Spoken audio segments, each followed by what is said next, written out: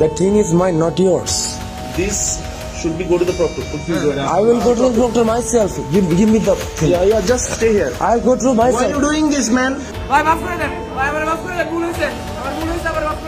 রাজধানীর বসুন্ধরা আবাসিক এলাকায় অবস্থিত নর্থ সাউথ বিশ্ববিদ্যালয়ে ঘটে গেছে এক ভয়াবহ ও নিন্দনীয় ঘটনা। বিশ্ববিদ্যালয়ের শিক্ষার্থী অপূর্ব পাল প্রকাশ্যে পবিত্র কোরআন শরীফ অবমাননা করেছেন বলে অভিযোগ উঠেছে।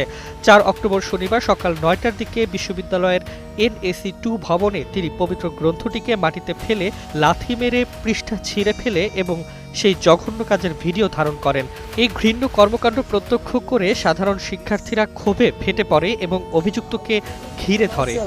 Give me the thing. Yeah, just stay here. তাৎক্ষণিকভাবে বিশ্ববিদ্যালয়ের নিরাপত্তা কর্মীরা অপূর্ব পালকে সরিয়ে নেয় এবং পরিস্থিতি নিয়ন্ত্রণের চেষ্টা করে। তবে এই ঘটনার ভিডিও ফুটেজ দ্রুত সামাজিক যোগাযোগ মাধ্যমে ছড়িয়ে পড়ে। অভিযুক্ত নিজেও তার ফেসবুক আইডি থেকে কোরআন অবমাননার ভিডিও আপলোড করেছেন বলে অভিযোগ রয়েছে। I am Ox. ফলে বিষয়টি আরও উত্তপ্ত আকার ধারণ করে। Knows who you are. এই ঘটনার পর ক্ষুব্ধ শিক্ষার্থীরা বিশ্ববিদ্যালয় প্রশাসনের ওপর ধামা চাপার অভিযোগ তোলেন। তাদের দাবি, অপূর্ব পাল হিন্দু হওয়ায় প্রশাসন ঘটনাটিকে চাপা দেওয়ার চেষ্টা করছে। বিশ্ববিদ্যালয় থেকে সরিয়ে দেওয়ার পর রাত গভীর হলে উত্তেজিত ছাত্র জনতা অভিযুক্তের বসুন্ধরার বাসার সামনে বিক্ষোভ শুরু করে। এক পর্যায়ে পুলিশ অপূর্বকে আটক করার চেষ্টা করলে উত্তেজিত জনতা তাকে গণপিটুনি দেয়। পরে গুরুতর অবস্থায় পুলিশ রাত 3:30টার দিকে তাকে ঢাকা মেডিকেল কলেজ হাসপাতালে নিয়ে যায়। এদিকে সামাজিক যোগাযোগ মাধ্যমে চলছে তীব্র সমালোচনা ও ক্ষোভের ঝড়। অনেকে বলছেন, এই শিক্ষার্থী ইচ্ছাকৃতভাবে সাম্প্রদায়িক দাঙ্গা সৃষ্টির জন্য এমন জঘন্য কাজ করেছে।